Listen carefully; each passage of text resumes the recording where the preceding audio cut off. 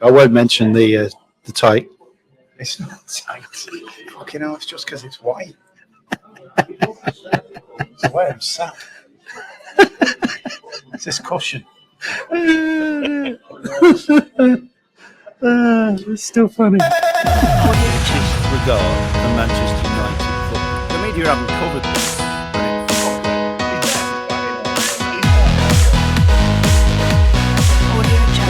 Hello, ladies and gents. Welcome to Bar Chat, your number one sports podcast for solid banter and shamelessly biased opinion. We are back. Make sure you give us a follow. We're on YouTube, TikTok, or X.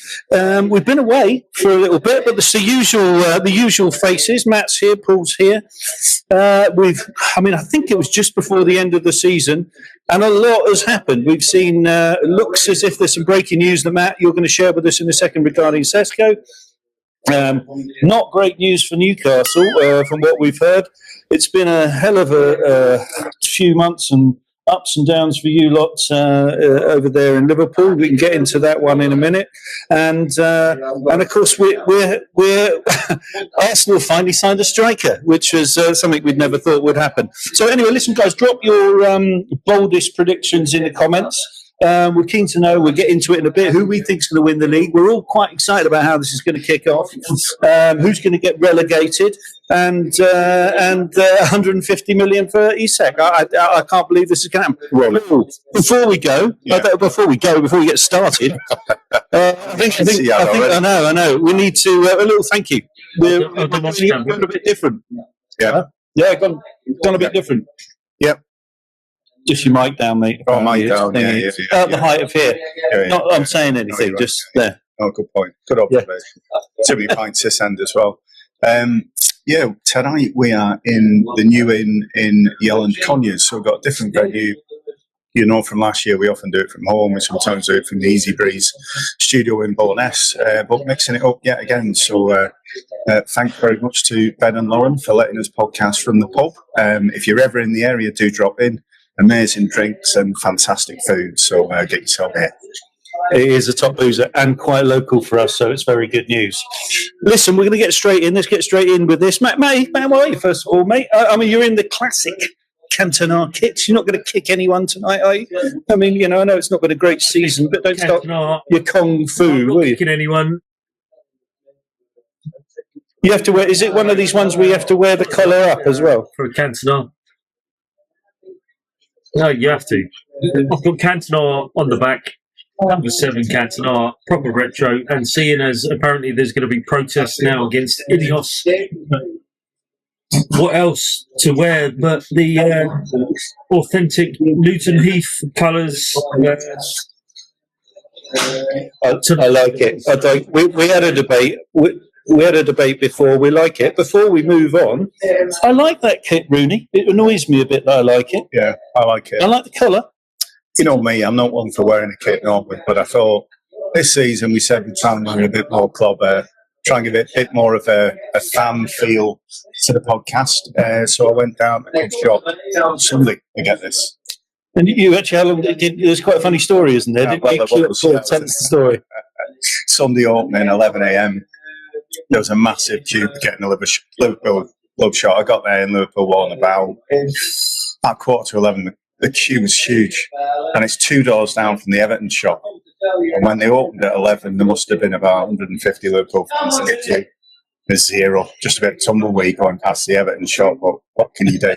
And as our good friend who broadcast last year with us, Ian Connor, said, that's because we're a tourist club, apparently. There you go. Well, I did see a statistic that 84% of season ticket holders at Liverpool don't actually have an L Liverpool. Yeah. Put out people in Wicked, Altrincham, surrounding areas within a stone's throw. Not that I'm bitter. No, not at all. Or Lancashire. What do you think of this? Go on. It's not bad. It's not bad. I don't think it's... I like the Adidas kit. Obviously Liverpool have just jumped across from Nike this season, so there's been a massive overhaul. Huge kit deal as well. I think the biggest one ever done. 68 million a year, open-ended on shirt sales, so it's good for the finances as well. But yeah, I think Adidas are really doing it. Did you hear the statistic that Gyökeres has sold more shirts than Thierry Henry? Tells you how desperate they are, doesn't it? Well, I mean, watched the game last night. Sure, that's happened. But Yeah, well, we'll come on to that. I'm sure. we'll get into that in a minute. Matt, why don't you kick us off? It's been, I mean, listen, you finished 17th. It wasn't a great season. Amarin's got for his first sort of summer proper. What are you buzzing about? Where you at? How do you feel it's going to go? Looking forward, moving forward. So, I mean, I'm happy that we've done a couple of big deals early doors. I know the MO or Mbumo, however you pronounce it, is dragged on a little bit, but I'm happy we've got those two players. I'm excited about them. They both fit the system which we play. What I like, what Amarim has said before, is that he wants players that want to play for the club, want to play for the badge. The fact that we did the Cunha deal early doors tells me, and it's been reported that Cunha owned United. The Grumo deal dragged on a little bit, but he's openly said United. I'm happy with those two.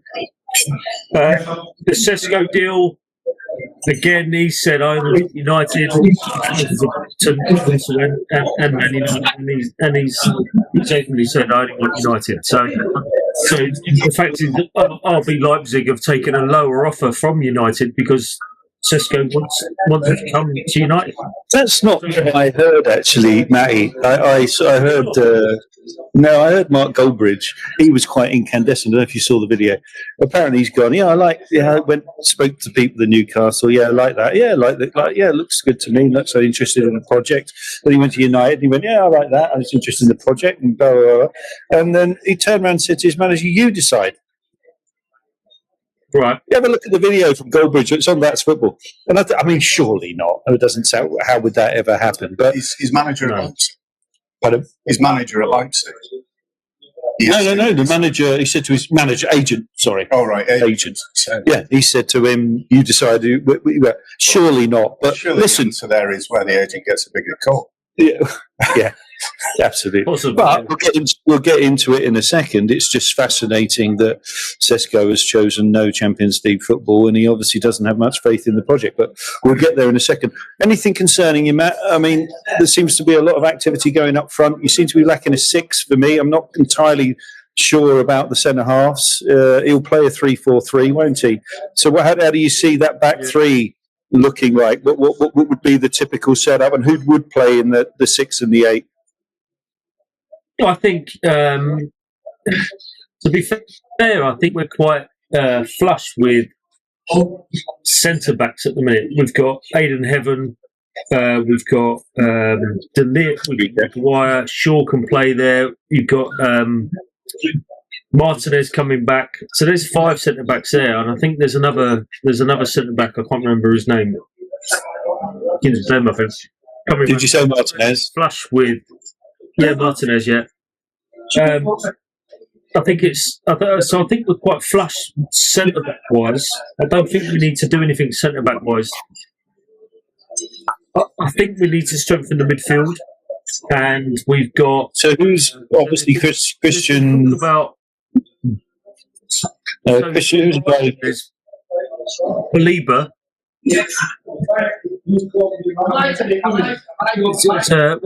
So there's been talks about signing Belieber, centre midfield from Brighton.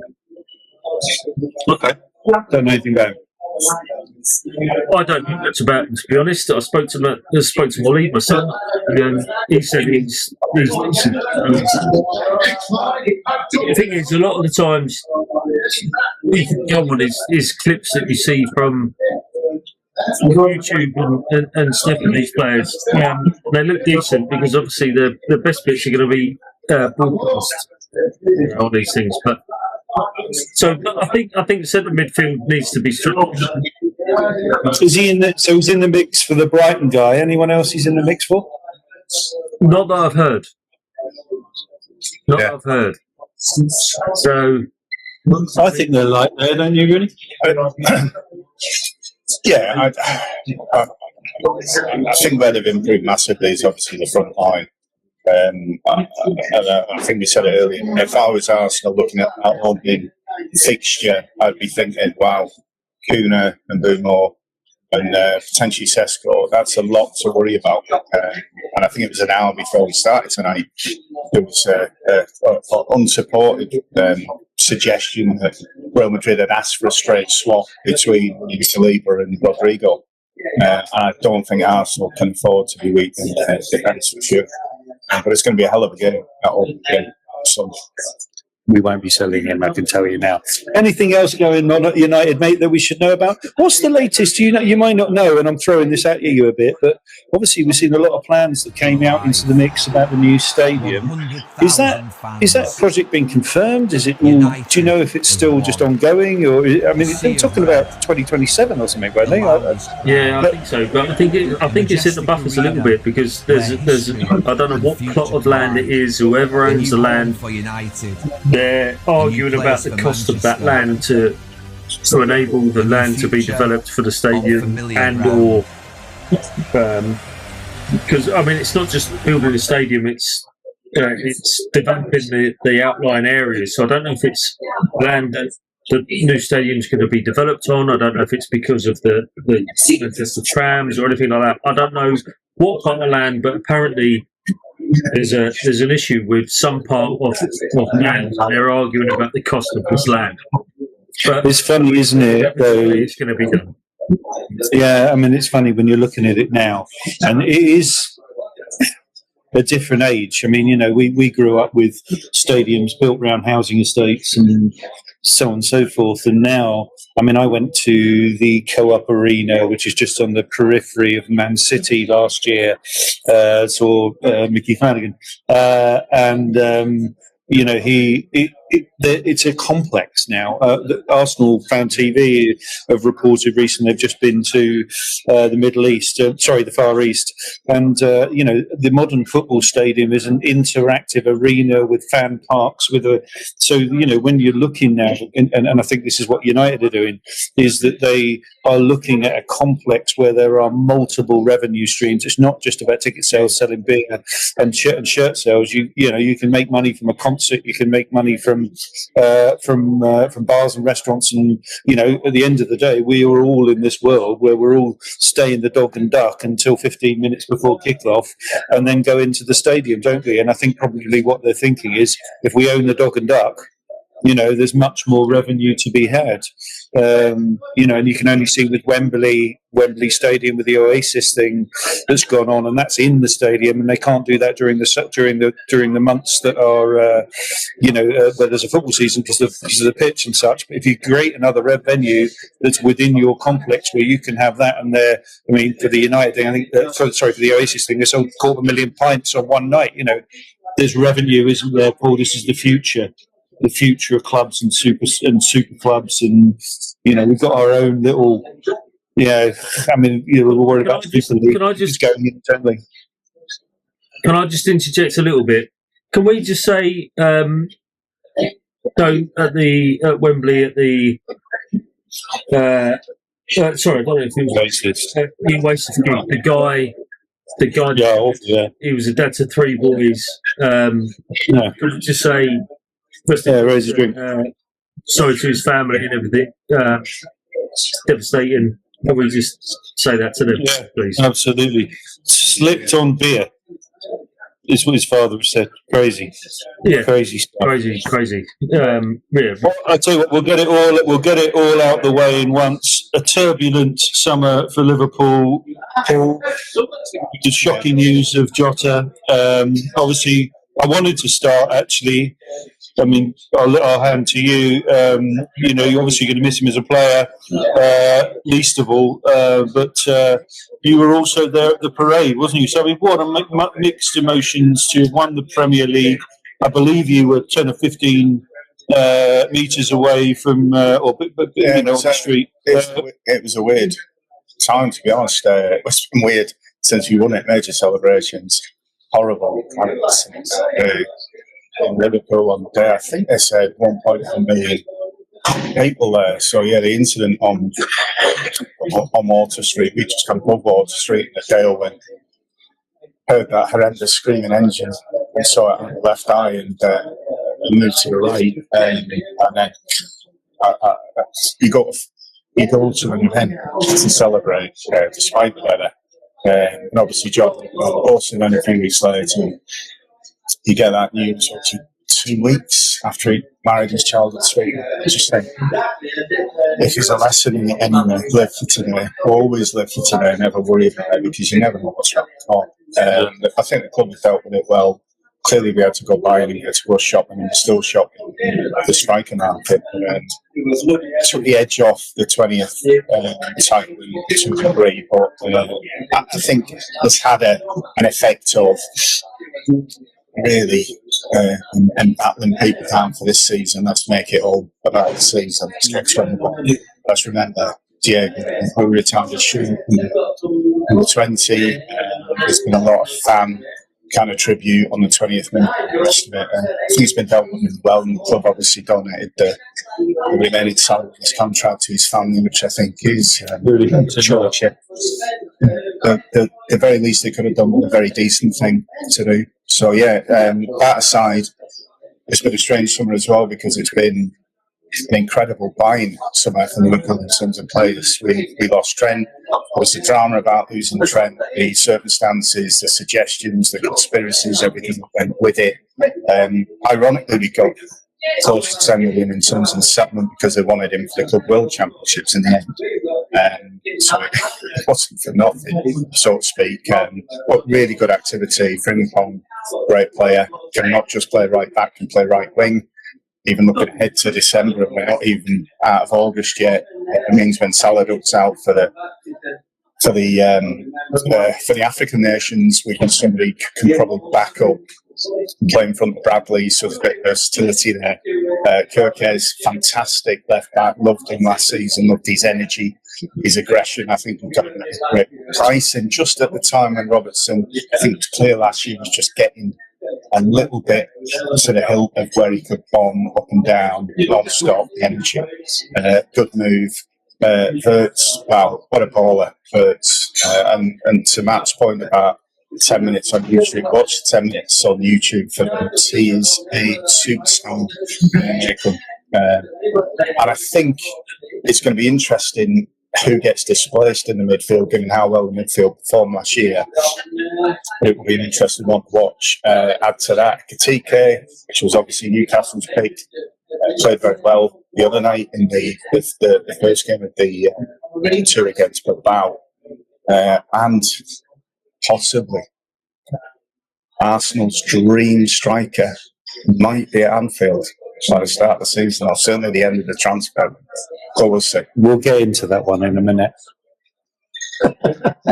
I was going to say to you, actually, one of the things that there seemed to be a lot of, after the Jota thing, I feel like the club's come out the other side of this. I think it's the most exciting. I mean, as a Liverpool, it's an amazing transfer. Forget Isak for 1 minute. We'll get on to that. But and I mean, you look at what the podcasts of usual suspects, whether it be AFTV or Goldbridge. I think Goldbridge's been very balanced around it and articulated why it's at. Liverpool have massively underspent, deliberately so, for the last 3 windows. There was the uncertainty of Klopp. There was the challenge around players saying, well, I want to wait my decision after I know what happens post-Klopp. And it's left them off the back of the success of last year in the Premier League as well, with a real war chest that's being used in such a way to hopefully give a transformational impact that's going to last 4 or 5 years. That's the way it's shaping up. I was perhaps a bit critical since the kind of shake-up in the recruitment side of it, but it was clearly now retrospectively with a plan. And the plan was to hammer it this summer, and everybody we've gone after we've got, and the only one we haven't got yet, and it is a yet rather than not got, is Isak. And if we do get him, wow, what a transfer window. You'd almost be arguing potentially the best of the Premier League history. Yeah, you're not far off. It pains me. I was going to say, just at this point, before I'll give you my thoughts on the Arsenal pre-season, but Matt, I wanted to ask you this. I'm delighted, and everyone should know this, that your son is making some inroads. We won't go too much far and get too excited, but he's making some good inroads. I won't go into it because I don't know if you want me to on camera, but he's making some inroads, and God bless, he'll get a career in football, I think, which is all we want. But I was really segueing into, and well done, Ollie. What I was really segueing into, you've got a super kid in Rio. What's his surname? Liverpool, yeah, and Gamora. Yeah, super kid. Arsenal, this kid Max Dowman, both 15 years old. 16 for Gamora. He's just 16, is he? I don't know how much you've watched of the Arsenal pre-season, but the two players that have shone incredibly has been Max Dowman and actually, our homegrown players, if you like. Forget who we brought in. Matt, how do you stand? If you're old enough, are you good enough? I mean, I don't think it's such a physical. I said to Paul last night, you haven't got the Jan Molbys on the pitch anymore, have you? They're all quite slight. It always used to be about body strength. If you're old enough now, you're good enough, and should these kids, in your opinion and yours, Paul, should these kids get a shirt this year, even though they're 15? Should they get a shirt, and should they be playing in the first team? I think, like you say, Mark, there's no Jan Molbys, there's no, Roy Keanes and Sounises in the game anymore. Game's changed. Razor Ruddock, yeah. Players are a lot more protected now. Filthy Liverpool players on. Yeah. The players are a lot more protected.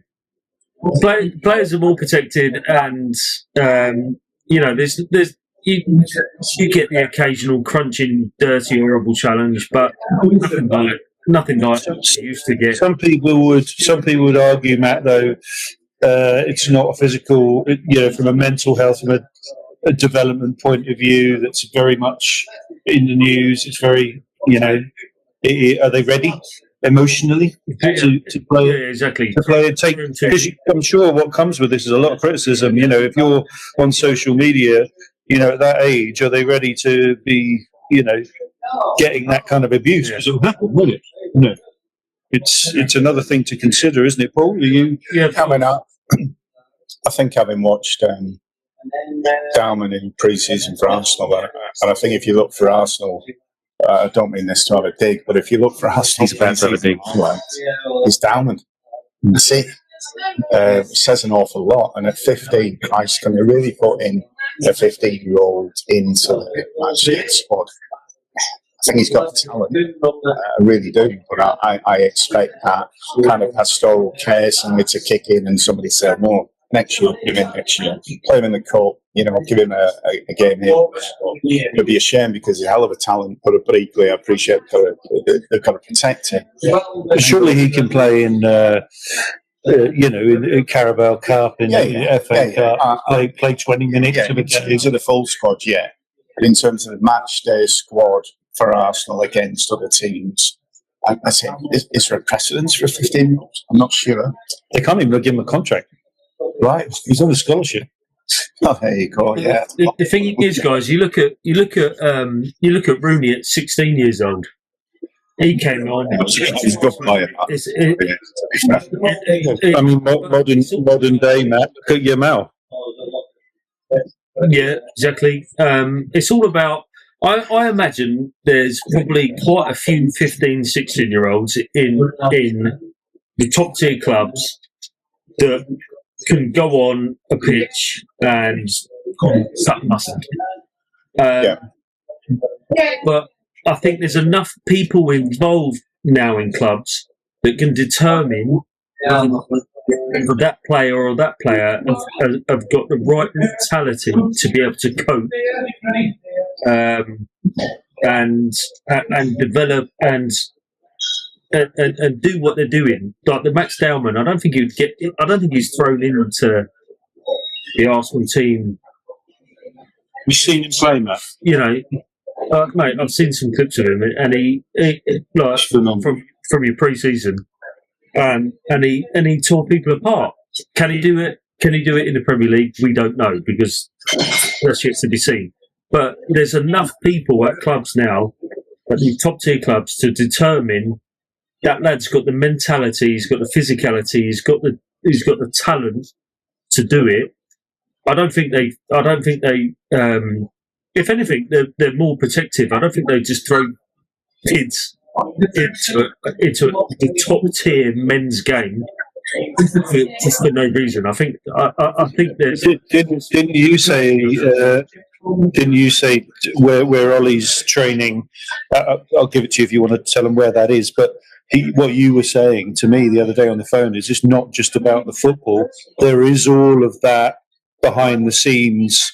What were you saying about care and diet and nutrition? And I mean, also the emotional side to it. Yeah. It's amazing. Education, everything gets offered. So education, they get, where Ollie is, he's, a lot better coaching than he's getting, his Sunday league team. He's got the chance to develop and grow and strengthen. Ollie's 15 as well. So this Max Dowman, I can't even begin to imagine.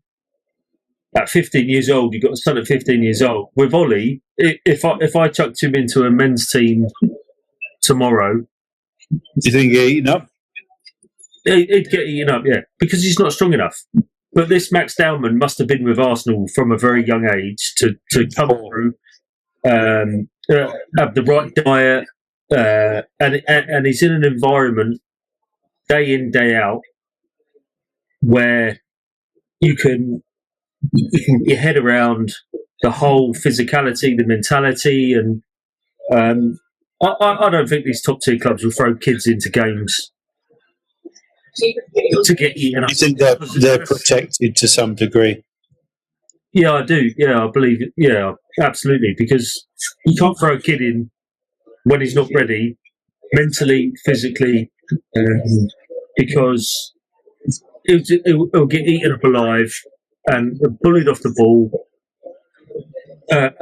and he'll suffer and it will set him back. So I think these kids that are coming through, you don't get many 15, 16-year-olds coming through top tier. But it's no different, isn't it? I mean, go on. I agree with the principle and theory. However, Darman skinned Joe Linton the other week, didn't he, 2 or 3 times? And he's supposed to be an absolute clown. Yeah. And he's supposed to be the burly midfielder of Newcastle. Despite the lack of physical presence or ability to hold off a player, if you're quick enough and skillful enough, he certainly proved he can get past them and into attacking positions. Yeah. Well, listen, let's get into Arsenal very quickly. Excited myself about Gyökeres, if I'm honest. We're going to have to change the way we play. I mean, it was evident, I think, last night, which was an absolute shambles. And I think with the players like Dowman coming through, and I think we will get Eze. I think we never know with Arsenal, and I think Ethan Nwaneri. That there are players that should be playing better that aren't, and that's the captain. And I'm going to call him out. I said we got one of our biggest podcasts. I said he didn't look well, and I got shot down for that. But I'll still say now something's wrong. I mean, players just don't lose it. He's I don't know. He's half the player he was 2 years ago. I think he's running about, he's closing down, but there's a serious lack of creativity within the Arsenal team. And this whole left, right, centre, go out to the wings. I was watching your lot on Monday night. You showed me that clip. I couldn't believe how quickly they break. They're breaking and they're breaking like as a team, like four of them moving forward. I mean, it's frightening what they're doing, moving forward as a team, just dynamic, and we're fannying around like buffering the ball out left and right and trying to pansy about with it. And we need a bit to be far more clinical, and the ball over the top for Gyökeres. I mean, Gyökeres has got no service to be fair to him last night, did he? Oh, was it last night? Yeah, it was. Yeah, it was. He got absolutely no service, and it does concern me. And let's be honest, this is from the wonder of Zubimendi and I think Norgard looks like a great player, and Mosquera and Noni from Chelsea come in. and he misses a penalty. He did get, but he's a right winger playing on the left. I don't really understand it. I don't get that. That's Arteta being stubborn.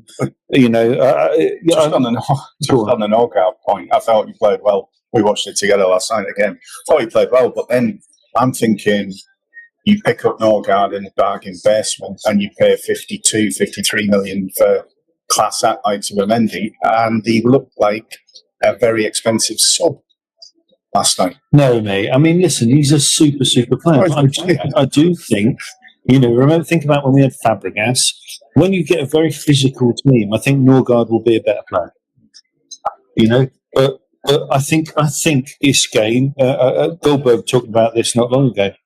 This top football now, and this is where some clubs are going to get left behind, is about super squads. So the day of 4-4-2 and you're starting 11, or, you know, these are long gone. You need a squad. This is why you now can have 5 subs. You need a squad which is going to involve a lot of players, and you've got to have as good a player in every position. You've done it, we've done it, City have done it, and this is where it's going to be difficult for United, financially and otherwise, and then going and get into the owners. I just heard the recent numbers, you know, to maintain grip on those top, you know, 2, 3, 4, 5, 6 clubs, and that's why it's so important. Like for Tottenham, for example, getting into the Champions League, it's ridiculous.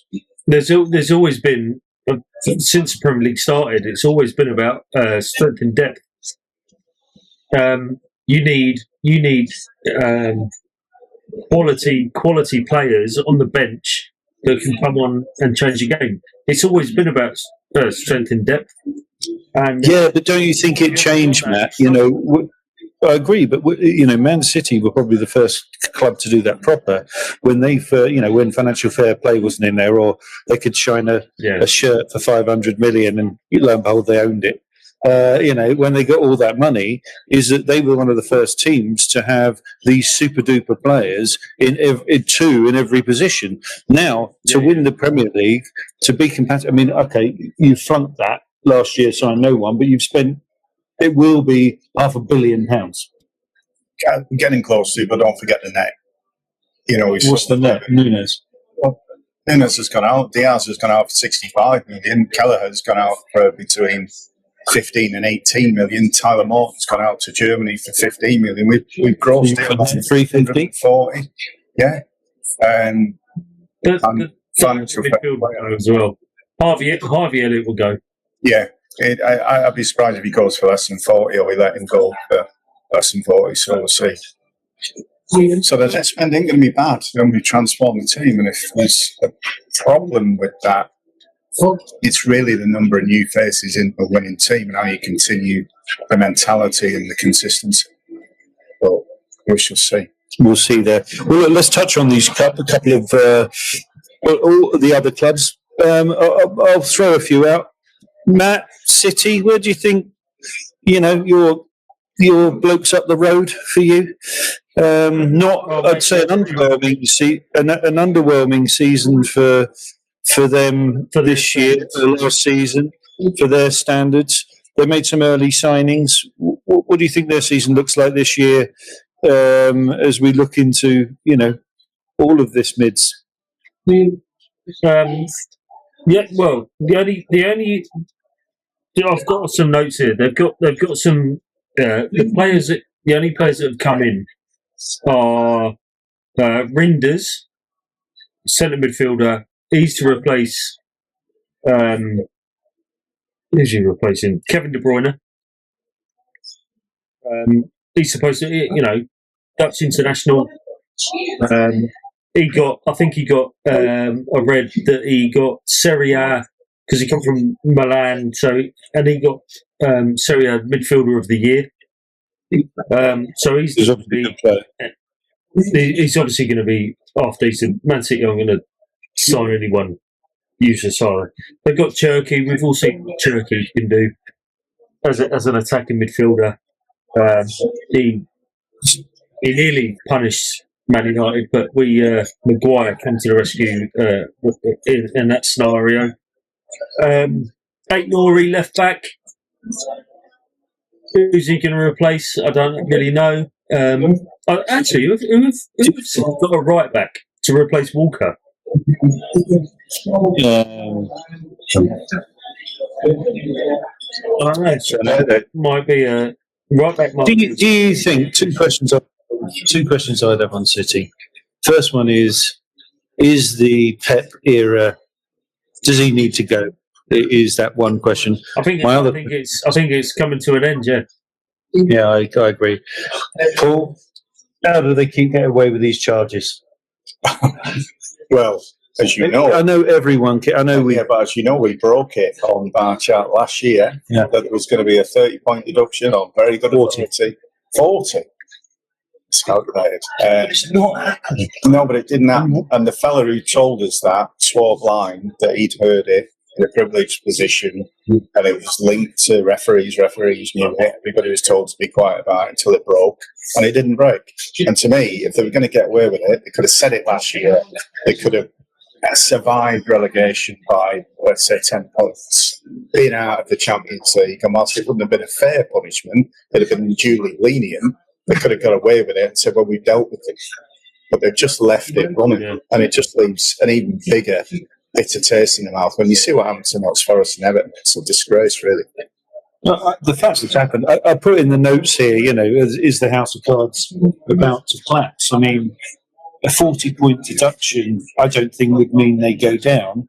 But surely they must, as a club, must be thinking, fuck me, let's just get this over. Do you know what I mean? How have all these other teams had I'd like to think so. No. Yeah, straight away within a couple of weeks. But the Man City is dragging on and on. Exactly. Paul, Chelsea. Go on. No, sorry. City have got 10 players out the window. So there's summer transfer already. De Bruyne, Walker, some of the names you haven't heard of: Couto, Peroni, Jacob Wright, Kake, Muamba, Finley Burns. So is this getting people off the list? Yeah, and then you've got 4 potentials. Calvin Phillips he's not going to stay at City. Grealish looks like he's at the door. And Foden, what's happening with Foden? Is Foden going to go? So that's a potential 14, 15 players out the door. Some are on loan, but 14, 15 players out the door at Man City. Yeah, I agree. I think that happened last year. And they've made a few signings, but no one's reporting that they're in the market for anyone else. I agree. They lost their invincibility last year, and that's as much a mental title as much as the physical prowess. And now teams go there, rightly so. And if you're a title contender, all you ever wanted was an opposition team to go there and have a go. And invariably, what they would do is low block and get beaten. So nobody really took points out of that. But that's changed now. People look at me and think, I tell you what, we are going to have a go. And guess what? It might come out with a draw. We might get a win. Who knows? But that whole mindset shifted for them, and that level of invincibility has been really challenged. Well, a team that were way by the wayside, Chelsea, last year, I don't know if you saw them in the Club World Cup. I didn't watch much of it, and you might say, why? But, at the end of the day, they walked away with 100 mil. But what I will say is, against PSG in that final, they looked, I think it pains me to say this, they look very, very good. Do you think we're going to see a resurgence of Chelsea this year? Do you think it's a storm in the teacup? What do you think? Are they in the top 4 for you? It's an interesting one because I didn't see that coming. And summer I didn't watch the tournament. I was not massively going on. Impressed. I saw highlights. I watched the latter stages. And given what PSG had done to us and then latterly to yourselves, I couldn't believe Chelsea could beat that PSG team. Now, I'm thinking maybe PSG were on the end of a long run, exhausted, won the lot, and just had an off day. But again, they bought well. They bought João Pedro. Newcastle were after him. I think he's a great striker. The manager's in his second season now, so he's learned. So probably all the problems with the club as well around the sense of a team. You know, these crazy 8-year contracts and ridiculous money that people are on, and it feels like he's built more of a team effort than say last year. So they're certainly prime place to have a good goal this year. But then even you look at Palmer last year, he was an outstanding player. He's an outstanding player. He drifted in and out. during the season.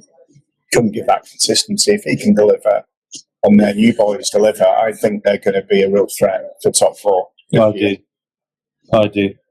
And in contrast, Newcastle for me, I think this thing's stalling before it's even got started. I mean, Matt, Sesko's confirmed to go to you. What's the deal? 68 mil?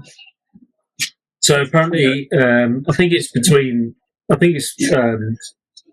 the last I saw was 64.5 guaranteed with 7 or 8 million add-on, which is lower than Newcastle's offer. But so I mean, credit where credit's due. They won the Carabao Cup last year, and you know what? Yeah, great to see the Geordies, and celebrating, and it's a great city, and it was, they've waited so long, and I think it's fabulous. But it is going to show here that, Isak, we'll get into him in a second, is wanting to leave a club that's in the Champions League, and here's the reality, to go and play for a bigger brand, let's just say, in United. And he's going because it's all very well he's playing in the Champions League, but he knows, and we all know, they have literally no chance of winning it. Right? So what's the point in playing it? This would be my argument in playing with it. And probably when you look at it, they've failed him in every possible signing in the last 2 months. I think they're going to end up with like an Ollie Watkins, which I think is actually a really good idea, by the way. I think he's a great player. But they cannot sign the elite players, and they can't sign the elite players because they're not a big enough club. And they're a brilliantly big club in Newcastle, but they're not a brand. And Manchester United are a brand, and you can't underestimate that. But you do have to say to yourself, with financial fair play in place, how do they grow that club? What would you do, Paul? You've worked in big businesses. How do you attract the kind of player, the Seskos and the players they've gone for that have just gone no thanks? Talent. You've got to have a vision, strategy, a target. They call it in the commercial world the North Star. Everybody aims towards the North Star. We all focus on it to achieve it.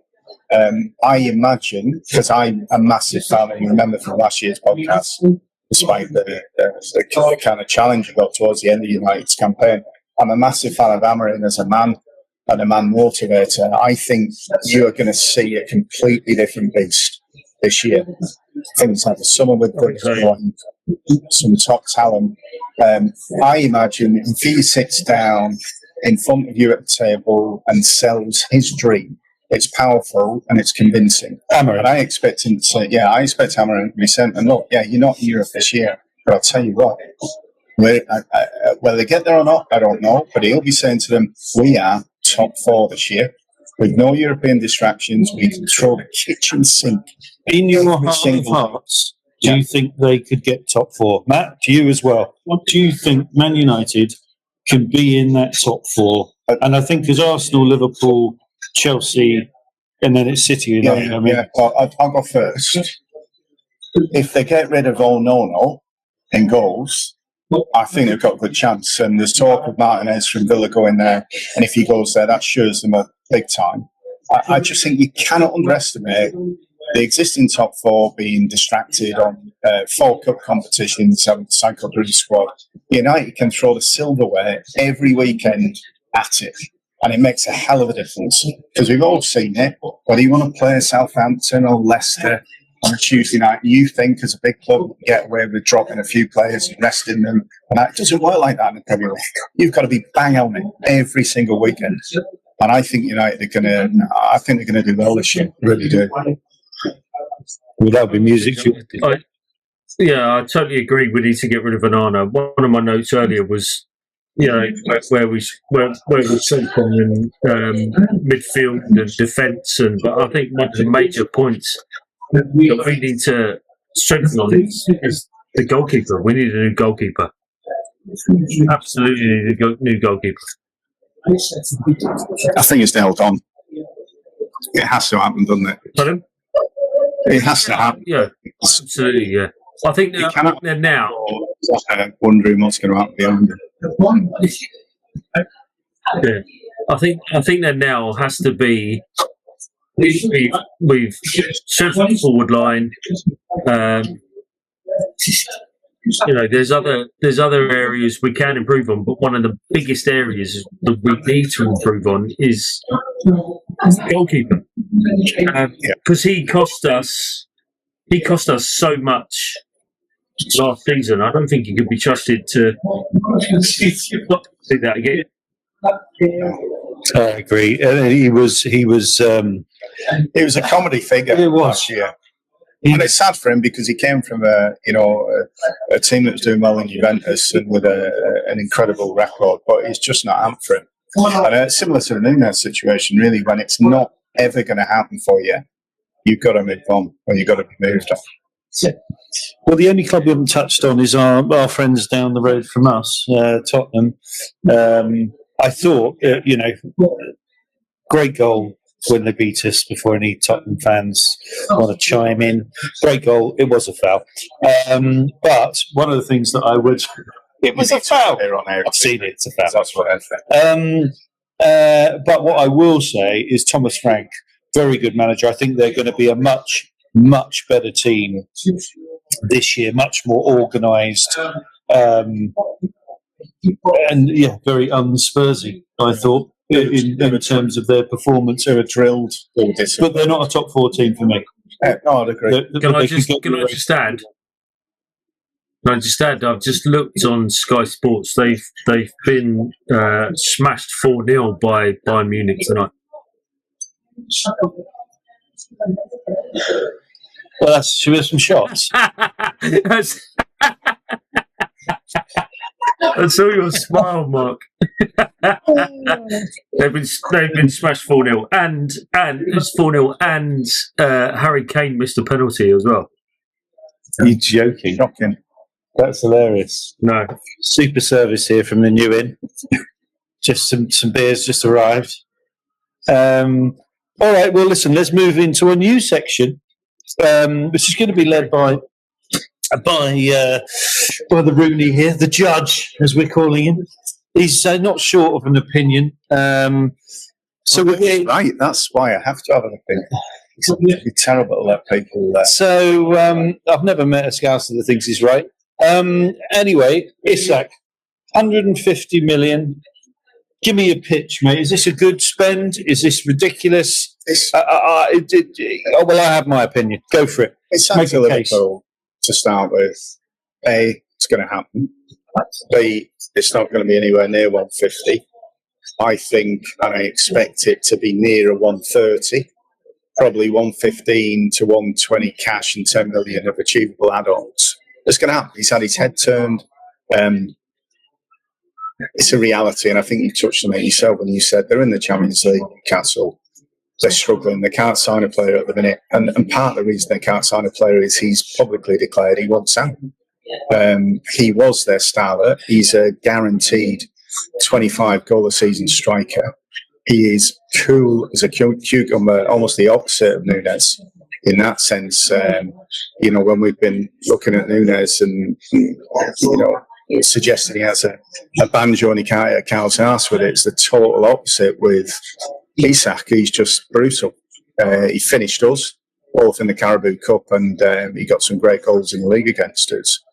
And I think deep down, once a player knows he wants to go, he's 25, he could be thinking, I could have 5 or 6 years at Liverpool, I could win the lot. And I think when you look at the team we're assembling with Ekitike and Foreign Verts, to name but two, I think he's looked at it and thought it's now or never. So I sympathise with him in terms of where he is with the Newcastle fans now. I understand he believes he's been let down in the sense that Newcastle had given him some kind of very similar to the Gyökeres position, a gentleman's agreement, which isn't worth the paper it's written on, unfortunately, and therefore he wants out. And I think there's going to be no way back for him. I've heard a few fans on social media and on the likes of TalkSport who said they don't want him back. So he's going. He's a rat. And the only club, really, that's got that money to spend without any kind of effort is Liverpool, and that's where he wants to go. So to me, it's going to happen. Does it happen before the start of the season? Possibly not. Does it happen possibly even on the eve of the transfer window closing? Absolutely yes. Let me counter you. Okay, you can have a call. 2017, 2018, he missed 33 games with a knee injury. Yeah. The following season, he missed 18 days with a shoulder, 30 days with an arm, 15 games with a bruised shin. The following season, 12 days with a knee. He was out for 16 days with a hamstring, another 28 days, 5 games later with a hamstring. Here's a thigh issue. He missed 108 games for Newcastle in his first season. 108 games. 108 games. Sorry, 108 days, 18 matches. Sorry, my bad. Following season, he missed 31 days. But then he got injured again in the January and missed 25 days. Total missed 56 days and 12 games. His current season, he broke his toe and missed 34 days. He did a hamstring for 4 days, a groin for 5 days. In his career, he's only fit 75% of the time. And you're telling me this player is worth 150 million? No, that sounds like I'm saying you're all getting a little bit carried away. I'm saying he's worth 130. He's not worth 150 million. He's worth 130. How is he worth In today's money, he's worth 130. He's nailed because he only works 75% of the time, Mark. So yeah, so it's all right. I've got in my notes injuries. Yeah. Right, you cannot sit there and tell me that even in your sternest judge-like manner, that you can't tell me that isn't a concern. It's not a concern. I'll tell you why it's not a concern, because even if it was a concern to the club... Because he won't play. No, because they've gone out and spent 80 million on Ekitike, who can also play left or a traditional 9. So if he is out... I don't think Isak will get the game time. Well, you say that. I think it could be the training regime. We'll see. But to have... So this is a Newcastle United problem? It could be. But he had the same problem when he was at the club. Where was he before, I'd mentioned? Sociedad. Yeah. Yeah, well, not everybody trains like Liverpool, looks after their players like Liverpool. To me, if I had 130 quid in my back pocket, I'd hand it over straight up. No drama. Listen, I'll be honest. Liverpool. I'll be honest. Liverpool didn't have an injury crisis, did they? No. And not only that, we only played probably... Virgil was out for half the season last year. He had a couple of weeks out, but we had Alisson out for 12 weeks. Him and Salah were both out. And you're flipping your tune now because you were saying, well, you've not had any injuries last season. It's the only reason you won the league. Now you're stating injuries. But the season before, was it? No. Alisson was out 12 weeks last season. No, but what season was it where Virgil and Salah were both injured for a passage of time? Oh, that was you're on about season before? Everton did his name. Sweet season. No, come on, it's not.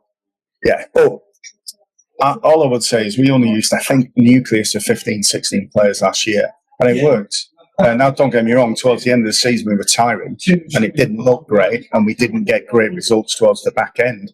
But we already won it there due to the ineptness of the opposition. So do you think though, right? So Liverpool, your manager inherited a team that was already there with no signings. Chiesa aside, who didn't play. But that's a team, though, isn't it? With that, you won the league quite convincingly, right? Quite easily, quite convincingly. Do you not think? And it's been seen before. You've spent a lot of money on a lot of players. I know where you're going.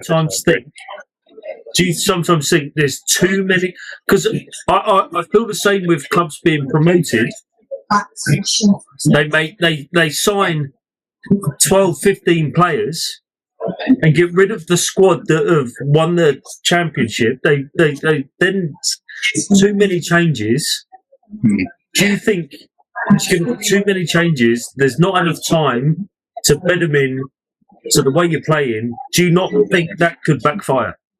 I think it could. I don't think it will, based on who's gone. We've not sold off, the key players who won us the title last year. We've not sold Van Dijk, we've not sold Salah, we've not sold McAllister. They are selling those who didn't perform last year. So Núñez is on his way out. Trent is going anyway. So we've not lost anybody that we really regret. Do you know how many trophies Isak has won? But you're bringing in players. Do you know how many trophies he's won in his career? None. Right. He's a serial loser. Right, well, he's in the wrong place for us, so we can turn him around. So. Last year. Yeah. Serial loser. He won the Carabao Cup last year. It doesn't count. The old Carrot Cake Cup doesn't count, does it? You, when it's all Arteta wins in 5 years, 6 years, I was at FA. But he's not won anything. That's going to change. He's playing for a club, but let's face it, a decent club, but they're not.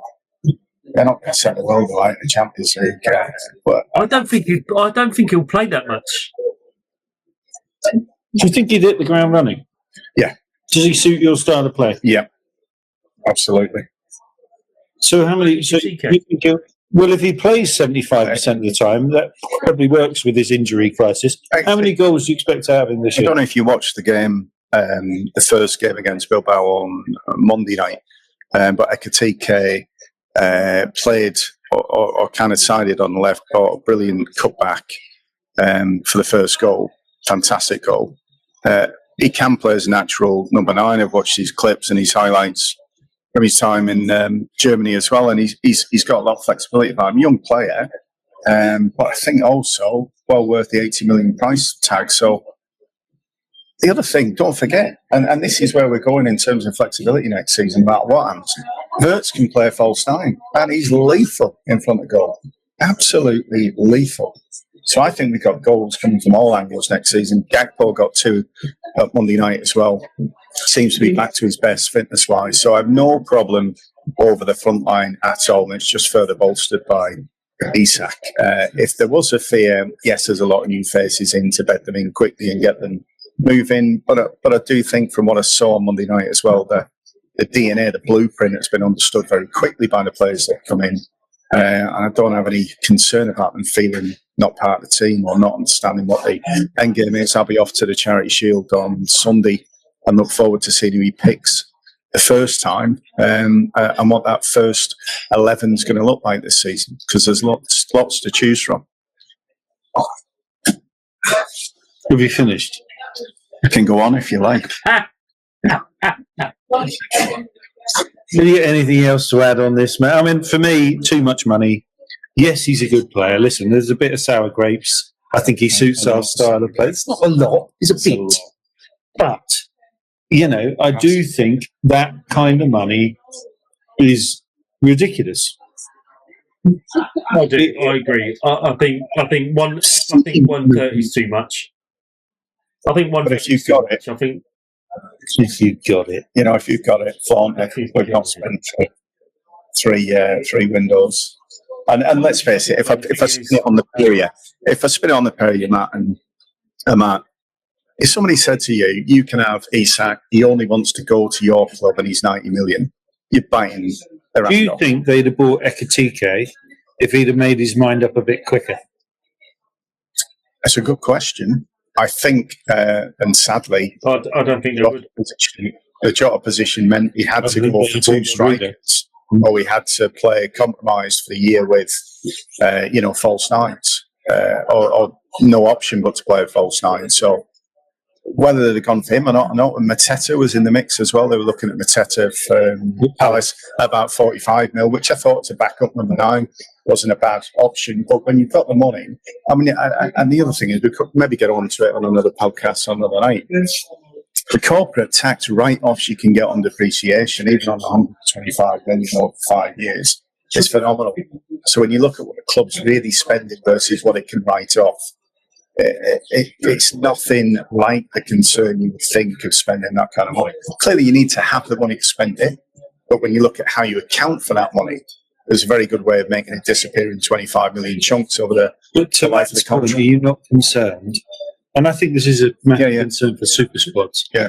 To Matt's point, they are bringing a lot of players in. There's a lot of change. I mean, this is very much his team. It's not a Klopp team. Yeah. You know, and to really prove himself, I don't know if you feel this as a Liverpool fan, to really prove himself, because I think it was a unicorn what he achieved last year.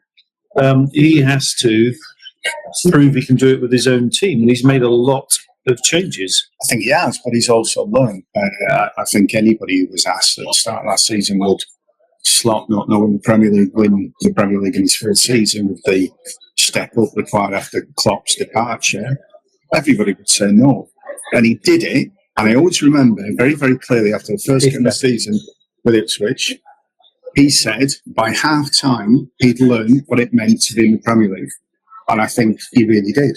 He made that substitution, he took Ponsa off, put Canate on, and thought, Christ, if that's what a team that's just come into the league try and do to you, you have to be on your mettle every single game. And I think he learned so much last year. He learned what we didn't have, and to his credit as well, when we were defeated by PSG, he said it was the best game of football he'd been involved in since he was at the club. So rather than sour grapes or disappointment or we didn't perform, he gave the plaudits to PSG, and I think he looked at that team and thought, what are they doing that we're not? What flexibility have they got? Where can we go in different directions that we can't at the minute from the shape of the team? And that's why I expect to see this year far more flexibility, far more dynamism in the way we play or the way we need to play. I'm going to go. I agree with you to a degree. I agree to a degree, Paul.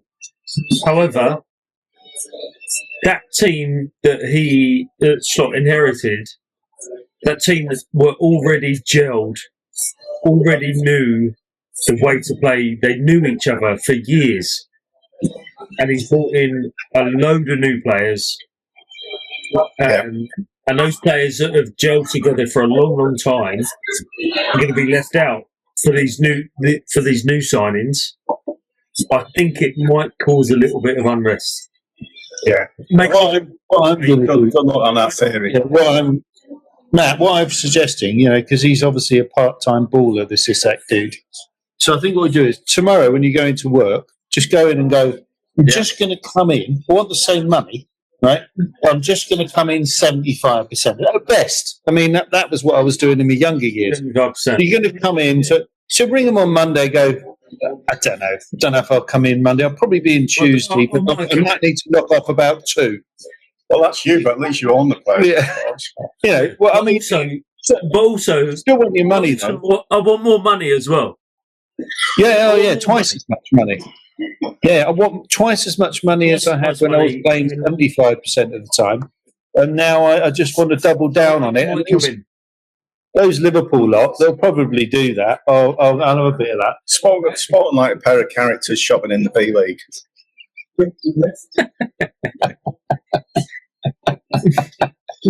Anyway, I've got a few knee braces. I've got some deep heat. You could take that up with you at the Charity Shield. Anything else that you could do? A bucket and a sponge or something, just in case he, goes down. You can get through some sponges. They're not cheap these days. No. I should imagine. So your final verdict, mate. I mean, you obviously have to overrule us on the courtroom. So listen to the Perry most of the time. I'll be taking shorts of this. And I think I'm often very kind with the kind of slacker cut pair of you through both, lack of football knowledge and lack of appreciation of play that Liverpool put out there. But you're both wrong. He's going to move. I believe he'll move for 130 million total value. And he's going to be an absolute superstar this year in both the Premier League and... How many goals? 25. He's going to score 25 goals when he's only playing 75% of the time. Well, he'd be playing all this year. Unbelievable. Well, we'll leave you in court on that note. Before we're getting to the final throws, so I just thought we'd just finish this off in one way. Paul, I want your Premier League winner, your Champions League winner, your FA Cup. So we'll record this for the end of the season. So Premier League, Champions League, FA Cup, League Cup, and the 3 teams you think are going to get relegated. Same for you, Matt, if you want to take a... I've got to go Liverpool Premier League. short call, I would love to go Liverpool Champions League, but I'm probably going to go PSG again. Champions League, I think. To be honest, I've not seen if they've kicked on like we've kicked on. So I'll tell you what, I'll reframe it. Not PSG, Liverpool Premier League, Champions League double this season coming up. You heard it here first. Get down the buggies, get your bets on, get a nice win double that. And I would say something like FA Cup. I know Arsenal are going to consider that the highlight of their season, but I don't think they'll get there. They've got to win something, Paul. They've got to win something. I tell you what, I'm going to go Man United FA Cup. And I'm going to go Arsenal Carabao Cup if they're lucky. But I'm going to go it because the only way Arteta's in the chair next season if he wins something, and it'll be hilarious watching him justify phase 6 delivering the Carabao Cup. So we'll leave it at that. And then you were talking about that thought 3 teams going down. You know what? I had West Ham go down 3 weeks ago. And it's more around the lack of, and I've got some great West Ham fans who've just been away golfing with. But they were saying they're going to turn it around, they're going to buy before the transfer window. But when they're getting top players like Raheem Sterling going there, Callum Wilson being there, it just feels like relegation, doesn't it? So I'm actually going to go sad. Well, I'm going to go West Ham go down. I'm going to go Sunderland go down. And who's the other, not Leeds, who's the other one who came up? Burnley as well. So I'm going to go West Ham, Sunderland, Burnley to go down. Right, so we've got Liverpool, PSG. No, I flipped PSG, didn't I? Okay, so who's now? Are you going to win the double? Yeah. You're going to win the double. Man United FA Cup, Arsenal League Cup, and Burnley, West Ham, and Sunderland going down. Correct. I'll tell you what mine are, Matt, before you go in. I think Liverpool will win the league. Can you say that again? I didn't hear. That's because your mic's not working properly. Champions League. I'll come back to that. I think Arsenal will win the FA Cup. Man City will win the League Cup. And the 3 teams that go down are West Ham, Sunderland, and it breaks my heart to say this, I think it'll be Brentford. And I love Brentford. I just think they can't have sold, the players have sold and get through again. They keep pulling rabbits out of a hat, but, it's our local team as we were growing up, Matt, and, I love to see them stay up, but I can't see them going down. Champions League, I'm going to have to go to PSG because I'm not even going to look. I can't even look at you. Carry on, Matt.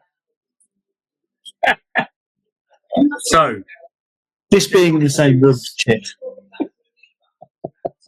It's remarkable that our predictions are very similar. Right? So I've gone Premier League, Liverpool, with a question mark because has there been too much... Can I just stop you? Matt, I need to stop. Matt, I need to stop you. It would be so much easier if all of... I mean, it's not just you, right? It's obviously a Liverpool fan thing. You're such smug fuckers. Look at your face. It's a face you want to punch. We've had years cannot see it. And no one can see here, sat at the bar. There's another Liverpool fan sat at the bar over here, and he would be saying exactly the same thing. We had years in the doldrums, just like you've had nearly 2 decades, like United have had, getting on similar as well. And it's horrible when you're in that place, but it's just delightful when you're not in that place. Matt, what are your predictions? Okay, so Premier League, Liverpool, but I think there's a question mark over it because of the amount of signings. Right, Champions League, PSG or Liverpool. Can't decide. I think Chelsea have a sniff of that as well, actually. Dear? I think it. Hold up. They're not in it. Or did they finish fifth? I think Canada got. Oh, hang on. No, Newcastle got it, didn't he? Yeah. Did Chelsea get in the Champions League? So it was Liverpool, Arsenal, City, Newcastle, wasn't it? Newcastle. Yeah. No, but it's 5, wasn't it? Was there the fifth in the end? So was it Chelsea? No, I think Chelsea did get it. I can't remember. Chelsea getting the Champions League. This year? No. No. No. No. 5 teams in. Oh, Tottenham. Yeah. It's Tottenham. No, it's not Tottenham. It is. They won. Tottenham got in by winning the Europa League. Yeah, correct. Oh, Europa League. Yeah, of course, yeah. They beat your mob. Okay, so Champions League, PSG or Liverpool? I've gone. What the fuck are you talking about? Oh, okay. Mate, go for one. Yeah. I'll hold it while you're doing a bit.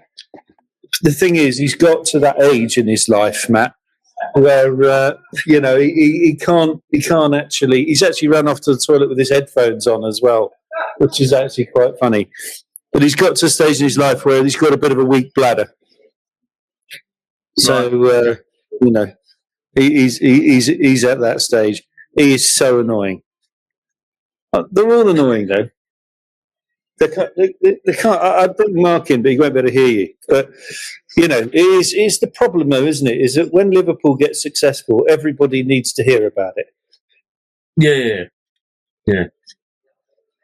I wouldn't brag. I wouldn't brag at all. If you not get back to winning ways, I wouldn't brag at all, mate. No. Exactly. But mind you, you kind of forgive them because they've been out of the wilderness for so long, Mark. This is true. I mean, no one was interested for years. Yeah. So it's not really even a matter. Now all of a sudden. Moving forward, Matt, I will say, whilst it's just you and me, Sunday, 17th. So we're only a week and what are we? 9 days away. You ready? Do you feel like the team's ready? Do you feel? I mean, it's at your place. You nearly beat us there last year. Actually, we didn't come and we were lucky. I think Raya was man of the match. And we were lucky to get away with it. But do you feel like the team's ready? I've probably got it the wrong way around on here, but I think it is at your place. I think you're right. I think I've drawn it the wrong way around. When is it? Sunday?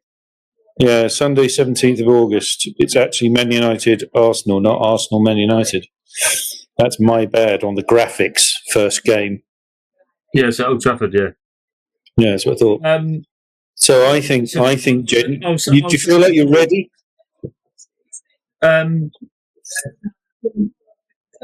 Yeah, we've had sat on your mic. Flipped in. We've had. What I like is that we've played Premier League teams.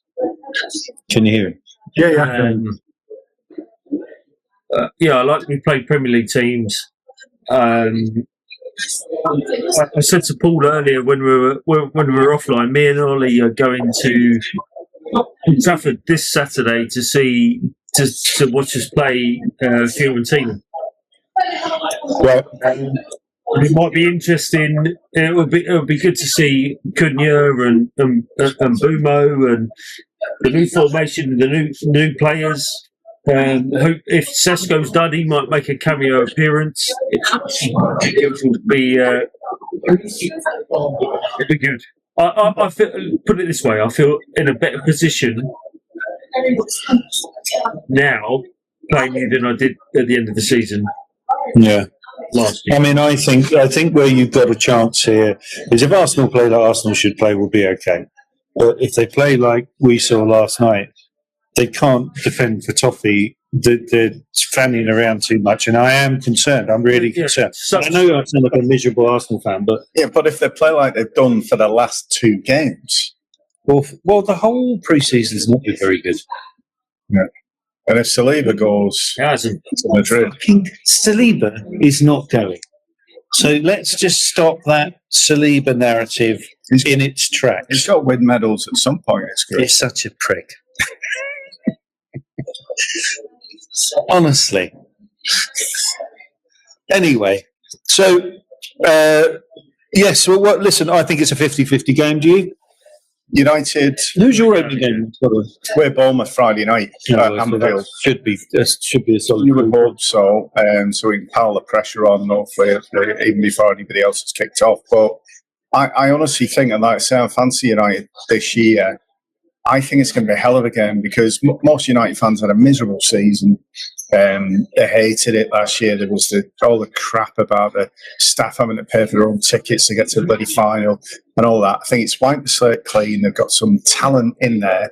The crowd will be up for it. First game of the season. And I'll tell you what, for Arteta, it's a real test because he's got what he always wanted, a striker. He's got more players in. We're now in the magical phases. I think we're in phase 6 this year. Yeah. So the pressure's on. I can see United really, really turning the screw. So it's going to be a hell of a game. And I think we're, to give another plug, I think we're down in Easy Breeze in Bowness. We will be with our sponsors. We'll be at the Easy Breeze. We've got a bottomless Sunday lunch going on, Matt. You need to get. When are you? Oh, it's this weekend. You're up. I was going to say you could do the extra hour and a half. Yeah, we're doing bottomless Sunday lunch. Although that's not going to be good for you with your current B12 problem, mate. It's going to make it cheaper for me, though. I owe him a couple of quid for cutting trees down. Your B12 problem. I'm relaxing the beer intake at the minute, but we'll get it sorted at some point. Don't worry about that. Well, there's no. I don't know if there's B12 in Aperol Spritz. You could have a look. We could just make it up. I could put some in. Yeah, that's true. Holland and Barrett. It's super high dose. They must do a liquid version. Yeah. I don't know why I'm doing this. That looks very odd. I'll get some B12 in it for you, mate. You'll be fine. You're very kind. I don't think there's B12 in any of that, Mark, either. But we'll have a good day. And I can tell you, the last time I was down there for the football, it was also United versus Arsenal. And I can't tell you how satisfying it is watching that game with United fans and Arsenal fans. It's such a brilliant feeling because you don't really care what happens, but you see the emotions riding high, up and down all game. And I think it's going to be a hell of a game. In fact, I think it's going to be a hell of a 4 weeks to the opening of the season. That's so much rides on those opening games. Yeah, I mean, I think at the top of the table there, we're first 6 games. I think we've got United, we've got Liverpool, we've got City, and if I'm not mistaken, we've got Chelsea. So there's 6 games at the start of the season, which is going to be a hell of a start. And and it is about confidence and it is about momentum. And unless we get off to a good start, you only have to lose a couple of games. I mean, there are a lot of teams losing against other teams, but you've got to get a good start and have confidence. We'll see. All right, guys. Well, listen. Thank you. It was good to get back in the saddle. We're a bit rusty, maybe, but we'll get there. I forgot, how a lovely man this guy was. Other than talking in the pub, get him on the camera, and the judge, as we'll now call him, gets very judgy. But it doesn't matter. We'll be back here next. We'll do Wednesday nights, I think, aren't we, chaps? Is that right for you, Matt, or is that football time? Wednesday nights will be the thing moving forward. So, listen, I don't know. They've got a couple of weeks off to no. Ollie's going to be training Friday nights, I think. All right. Well, let us know. We can confirm. You see, we've got it all today. Professional as ever. Yeah, right. But we'll be here weekly, and we'll be releasing it that evening or the day after. Thank you, everyone, for watching. Please like and subscribe YouTube and TikTok and Insta. And I'm led to believe that the algorithms have changed on YouTube now, so you need people commenting, mate. And obviously, with your judgy, superior opinion, that you'll just get. I'm sure people will comment. I'm sure people, and they'll enjoy the new Liverpool shirt, and I'm sure they'll comment. Yeah, well, let's see.